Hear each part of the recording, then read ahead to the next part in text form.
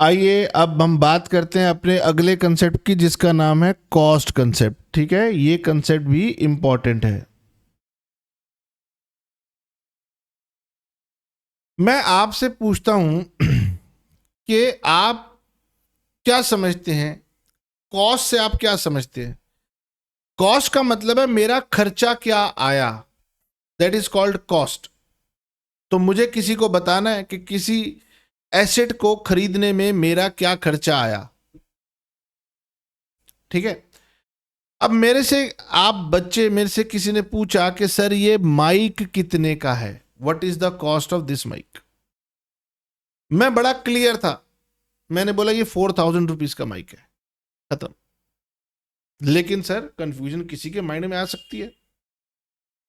मैंने अकाउंटिंग पढ़ी थी इसलिए मैंने स्पष्ट आंसर दे दिया। आपने क्या किया, किसी साइंस के पढ़े हुए विद्यार्थी से पूछा जो यूट्यूबर बन गया कि भाई साहब ये माइक कितने का है। अब वो लाया था कितने का, 4000 का। वो कह रहे मैं लाया था 4000 का, लेकिन ये तब की कीमत है जब मैं लाया था। कह रहे आज ही आ रहा है 5000 रुपए का, ये इसकी प्रेजेंट कॉस्ट है। मैं लाया था, वो मेरी पास्ट की कॉस्ट थी 4000, अब ये कितने का है 5000, ये मेरी प्रेजेंट कॉस्ट है। आपको लगेगा कि सर उसको ना प्रेजेंट कॉस्ट बतानी चाहिए। वो कह रहा है कि भाई तू खरीदना चाहता है वो तेरी प्रॉब्लम है, लेकिन मैं अकाउंट्स में रिपोर्ट करता हूं अपनी पास्ट घटनाओं की। कोई मेरे से रिपोर्ट मांगता है, वो कहता है गगन तुम्हारे बिजनेस की रिपोर्ट चाहिए। मैंने उसको बिजनेस बताया कि मेरे पास ना माइक है, तो मैं उसको ये नहीं बताऊंगा 5000 रुपए का माइक है ना, मैं कहूंगा 4000 रुपीज का माइक है। तो सर ये तो पास्ट कॉस्ट है, जब आपने खरीदा था तब की कॉस्ट है। तो अकाउंटिंग कहती है यस यही कॉस्ट आपने बतानी है। अकाउंटिंग पीरियड कंसेप्ट कहता है कि 12 महीने के बाद रिपोर्ट बनेगी। जब रिपोर्ट बनेगी तो ये माइक का दाम हो सकता है घट गया, हो सकता है बढ़ गया हो, प्रेजेंट कॉस्ट हो सकता है 5000 हो गई हो, लेकिन 12 महीने के बाद भी मैं जब इसकी रिपोर्ट बनाऊंगा तो मैं उसी कॉस्ट पे बताऊंगा जिस कॉस्ट पे मैंने खरीदा था, यानी पास्ट कॉस्ट बताऊंगा, यानी हिस्टोरिकल कॉस्ट बताऊंगा, जो मैंने हिस्ट्री में खर्च किया है। This is the cost concept. अब ये कॉस्ट बदल सकती है, सर इन्फ्लेशन है। ये कॉस्ट बदल सकती है कि भाई बाहर इकोनॉमिक जो है कॉन्फ्लिक्ट चल रहे हैं, कंट्रीज की फाइट चल रही हैं, प्राइस बढ़ गए हैं, वो बातें छोड़ दो। अकाउंटिंग बहुत क्लियर है, वो कहती है गगन सर जब भी रिपोर्ट बनेगी ना, आपने प्रेजेंट कॉस्ट ढूंढने नहीं निकल जाना अपने एसेट्स की, आपने जो प्राइस पे किया था उसी प्राइस पर इसकी रिपोर्ट कर देना, दैट्स इट। ओके, अब आइए अब मेरे साथ पढ़िए कि क्या कहता है ये कंसेप्ट। बहुत सुंदर तरीके से यहां पे लिखा है, ये बॉक्स वाले पॉइंट को छोड़ दो।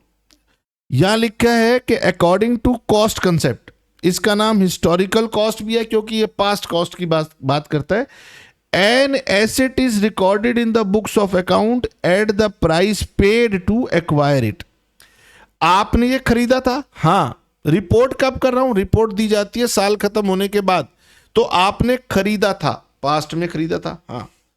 किस प्राइस पे खरीदा था, 4000 पे, वही बताना है। And the cost is the basis for all subsequent accounting of the asset. मैं एसेट को खरीद के लाता हूं, उसके बाद मैं अकाउंटिंग में एसेट से जुड़े हुए कुछ और भी ट्रांजेक्शन्स बनाता हूं, रिकॉर्ड करता हूं। तो वो कह रहे गगन तू खरीद के कितने के लाया था, मैंने कहा 4000। कह रहे अब आगे इसके ऊपर जो तू ट्रांजेक्शन्स लगाएगा जिसको हम बोलते हैं डेप्रीसिएशन, तो वो भी तू 4000 के अकॉर्डिंगली ही लगाएगा, जबकि आज प्राइस इसका बदल गया होगा। एक कारण तो मैंने आपको बताया था कि अगर मैं इसको बेचने जाऊं तो ये 1000 रुपए का बिकता है, मुझे उससे मतलब नहीं, that is called market value. क्योंकि मेरे यहां गोइंग कंसर्न कंसेप्ट लगता है, मैं तो बिजनेस को चलाने वाला हूं, बंद थोड़ी करने वाला हूं, तो सेल प्राइस की बात नहीं करूंगा, मार्केट प्राइस की बात नहीं करूंगा, करंट प्राइस की बात नहीं करूंगा, मैं केवल एक ही बात करूंगा, हिस्टोरिकल कॉस्ट। एसेट को हिस्टोरिकल कॉस्ट पे दिखाते हैं और उसकी फ्यूचर अकाउंटिंग भी इसी प्राइस के अकॉर्डिंगली की जाती है, दैट्स इट। आपको इतना लिखने पे फुल मार्क्स मिलेंगे। तो दो बातें कही, आपको रिपोर्ट करना है, रिकॉर्ड करना है at price paid to acquire it, और आगे भी जो आप अकाउंटिंग करेंगे सब्सिक्वेंट वो इसी प्राइस के अकॉर्डिंग करेंगे। तो इसलिए मैंने कहा था कि जो बाहर लिखा है ये ज्यादा अच्छा है, इसमें 2 पॉइंट लिखे हैं। आपने इतना सही लिखना है, एग्जाम में पूछा जाए बस ये 2-3 लाइनें लिखेंगे, फुल मार्क्स मिलेंगे। समझना हो तो उन्होंने लिखा है समझने के लिए कि asset is recorded at cost at the time of its purchase, जब खरीदा था 4000 का था उसी पे रिकॉर्ड कर देना, but is systematically reduced by charging depreciation, क्योंकि बाजार में इस्तेमाल होने की वजह से इसकी कीमत गिर रही है, इसलिए उसको हम सिस्टमेटिकली अकाउंट्स में चलाएंगे आगे, which is called as depreciation. फिर वो कह रहे गगन मार्केट वैल्यू ऑफ एसेट में change with the passage of time but it continues to be shown in the books at the book value.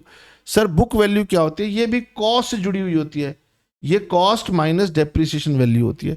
तो ये जो मैंने हाईलाइट किया ये आपको समझाने के लिए मैंने हाईलाइट किया है, एग्जाम में इतना लिखने की जरूरत नहीं है, आप 2-3 लाइन लिखेंगे काम हो गया। और एग्जाम्पल तो मैंने आपसे हमेशा ही कहा है कि एग्जाम्पल को आपको लिखने की अननेसेसरी कोई ज़रूरत नहीं है, ठीक है? लिख देंगे तो बढ़िया है। सर पेपर में टाइम है, 5 नंबर का पूछ लिया, 2 लाइन क्यों लिखूं, 2 और लिख दूं? तो अगर आप 2 लाइन अपने तरफ से एक्सप्रेस कर सकते हैं तो आप बहुत इंटेलिजेंट स्टूडेंट हैं, क्योंकि बच्चा पहले तो समझ नहीं सकता, पहली स्टेज बच्चे ने समझ लिया, दूसरी स्टेज सर मैं समझ तो गया हूं पर एक्सप्रेस नहीं कर पाता हूं, लिख नहीं पाता हूं, बोल नहीं पाता हूं। तो अगर उसने बोलना भी सीख लिया, लिखना भी सीख लिया तो हम तो उसे क्या कहेंगे, भाई तुम तो गॉड गिफ्टेड हो, इतनी जल्दी सीख गए।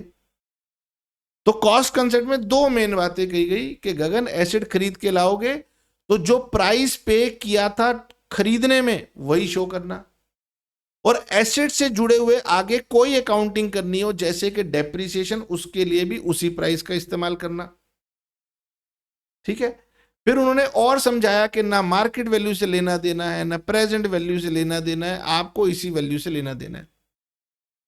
तो सर क्या हमारा ये माइक हमेशा हमारी किताबों में 4000 रुपए का ही रहेगा? नहीं, ये धीरे धीरे डेप्रिसिएशन लगाने के बाद कम होगा, जिसे हम बोलते हैं बुक वैल्यू। ये बात हाईलाइटेड वर्ड्स में लिखी है, अगर आपको समझ में आती हो तो, ठीक है? तो हिस्टोरिकल कॉस्ट कंसेप्ट को भी मैंने इसलिए इंपॉर्टेंट लिखा है कि इसमें आपको ये 2 बातें लिखनी है।